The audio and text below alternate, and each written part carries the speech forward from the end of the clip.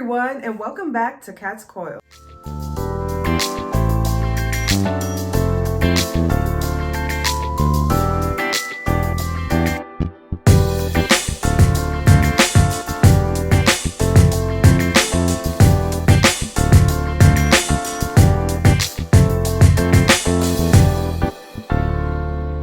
If you are new to my channel, welcome. Thank you so much for stopping by.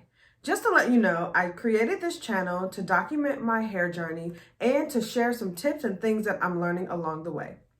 So if you have read the title, you already know what it is. Today, I'm going to be sharing with you guys some things to know when you are starting your DIY Microlocs. Before I get into this video, I just want to say Happy New Year. I'm so excited we made it over to 2021.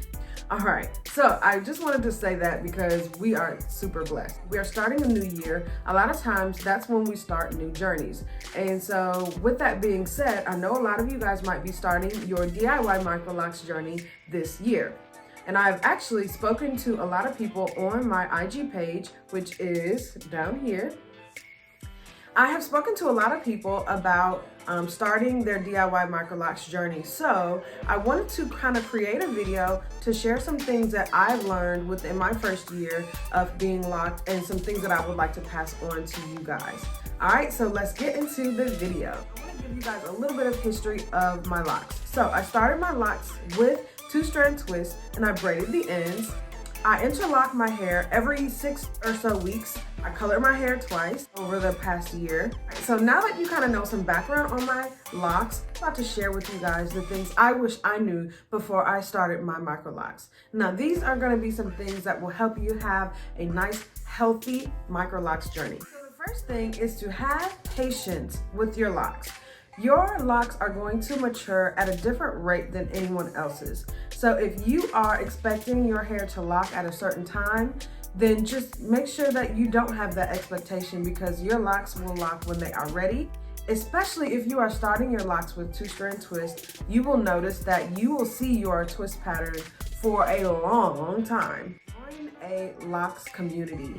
Now, whether that be on Instagram, here on YouTube, whether it's on Facebook, shout out to all of my Microlocs sisters. We have a wonderful community and we are full of support. There's no judgment here and I just love y'all. So shout out to y'all. Now on to the things that I wish I would have known as I was installing my locks.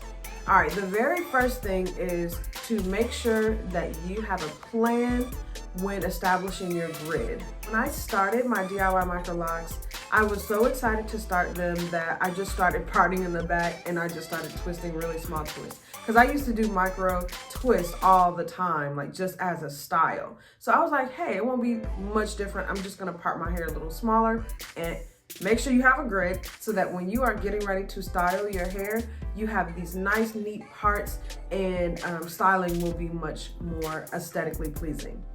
Making sure that you don't make your locks too small because if you do, then you will notice that further on in your journey, your locks may tend to become weaker. I do have that issue with a couple of my locks and so I've had to combine a couple locks. And you don't really want to have to combine your locks. You will notice that if your locks are too small, then you may have to prevent your locks from breaking off or becoming very weak in certain spots. So I know I'm moving backwards, but I want to talk about the things that we should know before we even start our DIY Microlocs. The first thing is to make sure that you trim your loose natural hair so that you won't have hair that is dead or hair that won't curl up at the ends. The next thing to do before you even start your Microlocs is to color your hair if you want to. If you want to have your hair colored when your hair is locked, then it's advisable that you color your hair before so that way you are not having to worry about coloring your locks before your locks mature completely, if that makes sense. All right, so now that you have prepped your hair before starting your Microlocs and you have created a plan for your Microlocs grid and all of that, your hair is now locked and you're all good to go and you're going through your journey. Listen, these are some things that you should do while you are locked or things that you should not do. The first thing that you should not do is play in your hair. I have a horrible habit of playing in my hair, and sometimes I have to catch myself, because what I find myself doing is playing with the buds. As your locks are maturing, you will develop buds, and you want to leave all of your buds alone. You don't want to pull them off, because what that will do is that will create stringy ends that may not curl up correctly in the future. Speaking of snagging your locks, my next tip is to try to avoid things that will snag your locks, like wearing jewelry that has those links that are not completely closed.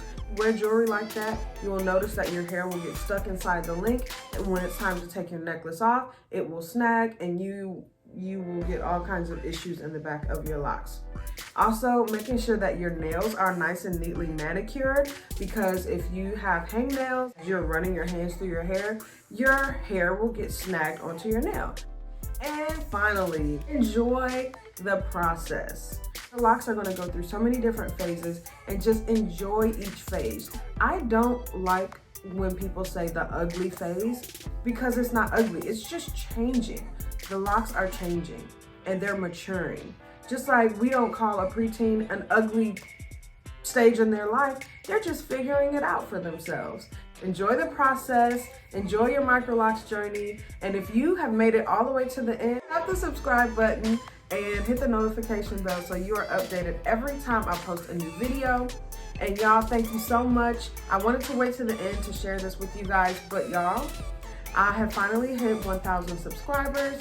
And I am now monetized thanks to you guys, thanks to all of you guys who have been supporting and watching my channel, watching all of my videos and everything like that. I just wanted to say thank you, thank you, thank you, thank you. All right, well, that is all I have for today's video, and Happy New Year. I hope you guys have a wonderful 2021. Let's meet our goals. Let's be successful. Let's accomplish everything that we set out to do. And with that said,